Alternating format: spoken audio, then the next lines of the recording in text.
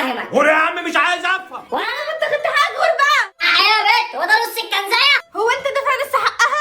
انا دافع 6 جنيه ونص. ماشي، ما هو دول بس 6 جنيه ونص. قول طيب حط بقي كمان. لا خلاص هديكي بالكوبايه في دماغك. في ايه؟ في ايه؟ عاجبك كده؟ صحيتي الملاك البريء ده من النوم بسببك؟ بسببي انا؟ ده انت اللي صوتك عالي ومسرسع. انا برضه يا بنت. في ايه يا عم انت وهي بقى؟ البنت دي نصابه، اشترينا وهي كنزايه بالنص مش عايزه تقسمها بيني وبينها بالعدل. كان زيت ايه؟ هو مش دافع لسه حقها، هو دافع 6 جنيه ونص بس. انا مش فاهم حاجه. بص انا هفهمك. غور يا عم مش عايز افهم. ولا ما تزعليش يا امكم فين بقى الهبل اللي انتوا بتعملوه ده؟ ماما نزلت.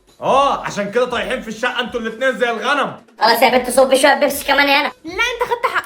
والله هطلقهم في وشي. لا هاتوا مشروبهم احسن. اذا انا ما اخدش حقي يبقى هاتي بس 6 ونص وخديهم. غور يا عم. خلاص ده بقى شويه بيبسي كمان. لا حد قال لك تشاركيني؟ يا ابني انت وهي. يا عم سلام انا عايزه تنصب عليا. انصب عليك ايه؟ هي ب 20 جنيه وانت دافع 6 جنيه ونص وانا دافع الباقي. يلا يا كدابه. ما انت خدت حقك يا ابني. لسه ناقص بق. انت اديني شويه كمان خلينا نخلص منه. طب هات دول وخد انت دول. ماشي هات. خد.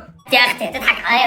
ادفع بقى وانت ساكت. ايه يا خفيفه كده ليه؟ اللي معاكي دي اتقل. مش انت اللي كنت عايز تبدل؟ لا انا الصابه هذه بتاعتي. خد يا عم وخلصني. يا اختي انا الصابه عايزه تضحك عليا، اللي معاك خفيفه. غور في داهيه بقى. انا الصابه عايزه تضحك عليا، دول اتقل يا اختي، اللي معاكي خفاف، اللي معاكي ما فيهاش ايسر. يا دي يهبل العبيط اللي معاها اكتر، انت بس الكوبايه تقيله. ايه ده يعني هي اللي معاها اكتر؟ يا هبل انا معاك دول اصلا اللي قليلين. يا عم بس بقى خلينا نخلص. انت يا بنت اللي معاك يا بنت. وربنا اشربه. انت يا بنت انت يا بنت.